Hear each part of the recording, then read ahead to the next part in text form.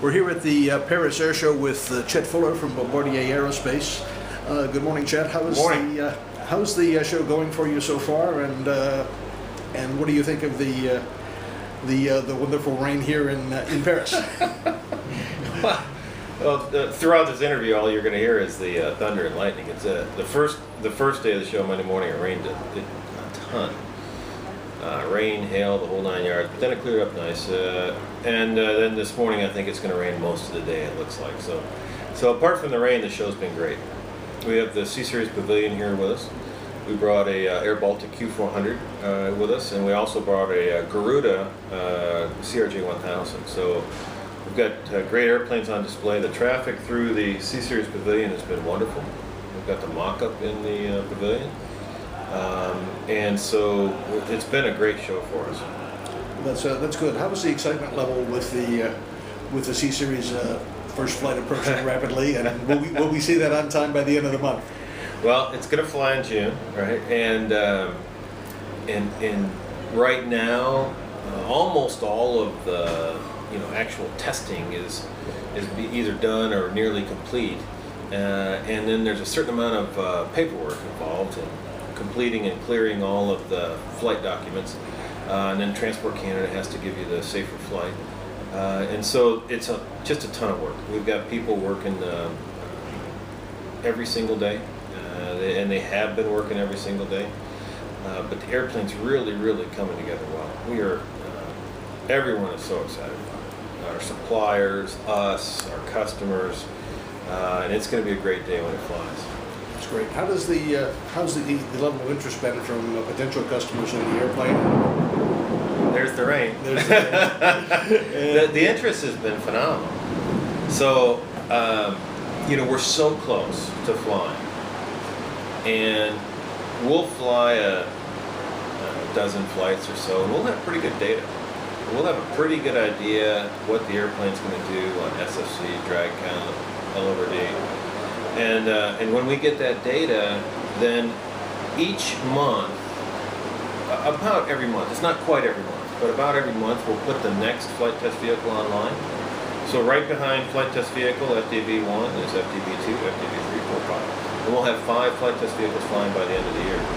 We also have the first big parts of the first CS300 in work. So the center wing box is complete up in Belfast, and the fuselage in Shenyang. Do you hear the rain? I hear the rain. I'm not leaving the pavilion. I think we'll wait a while before we go to the next meeting. Yeah, you can stay here with us. We have lots of food. And Wi-Fi. So anyway, so it's been. We'll have pretty good data here shortly.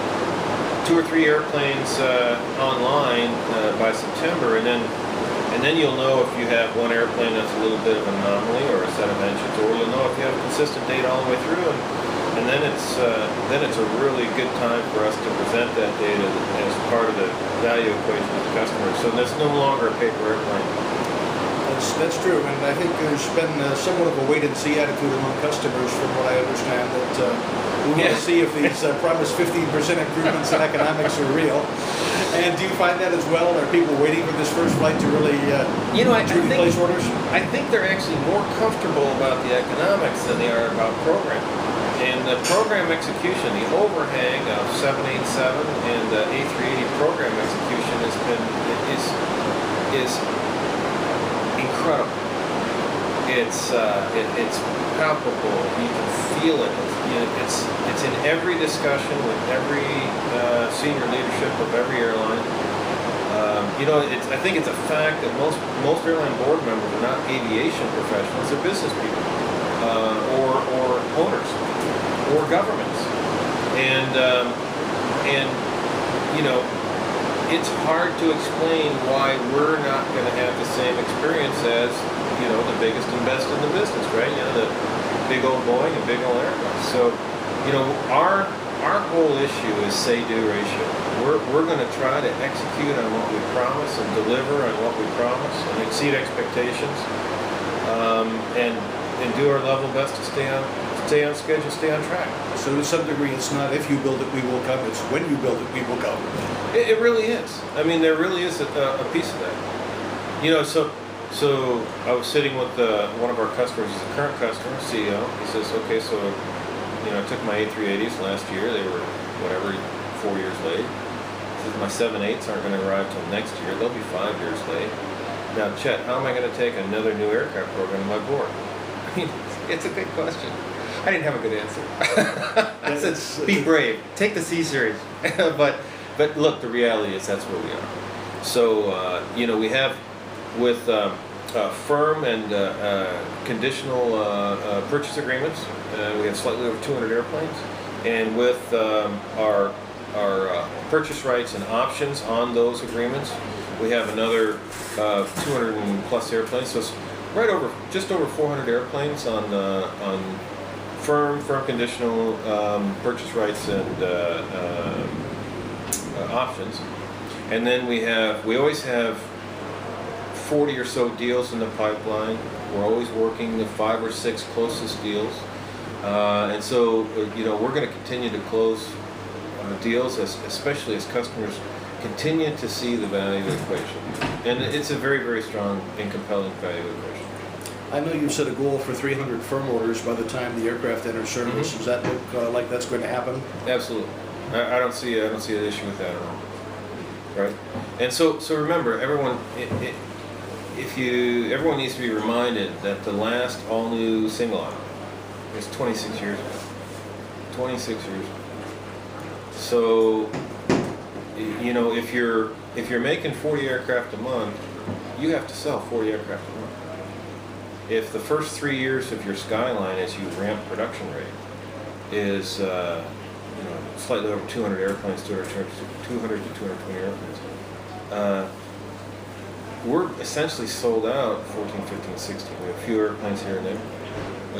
But so now if someone said, well, I want 3 airplanes a month starting at 17, absolutely, no problem. But you know, you have to ramp production rate on a brand new airplane. That's a lot of challenge. So we're going to do that. We're going to do it well. Bombardier has certified more type certificates than any other airframer in the world, 26 type certificates in 20 years. We will also certify over the next 5 years the CS100, the CS300, the Global 7000, the Global 8000, and the Lear 85. So that's a lot of work. It's a pretty full plate. And they have, and our teams are wonderful at certifying and continuing to expand the certification basis. Last year, in the Q400, you know, we certified the aircraft in 3 additional countries. In the CRJ, we certified the airplane in China. We certified the airplane in Russia. We certified the airplane in Indonesia. We certified the airplane in Rwanda. Just a little bit prior to that, we certified the airplane in Egypt. We continue to invest in both the Q400 and the CRJ. We've had WestJet entered service this week. It was a great week for us. That's great. We also went over 50 customers on the Q400. And so we went over 50 customers in the Q400, and Horizon exercised an order for up to 10 additional Qs.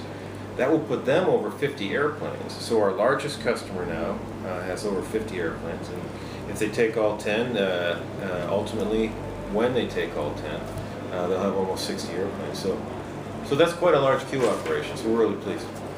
Sounds like you've made great progress and had a good show so far. It's been good. Thanks very much. Exactly. Thanks very much, Chet. You bet.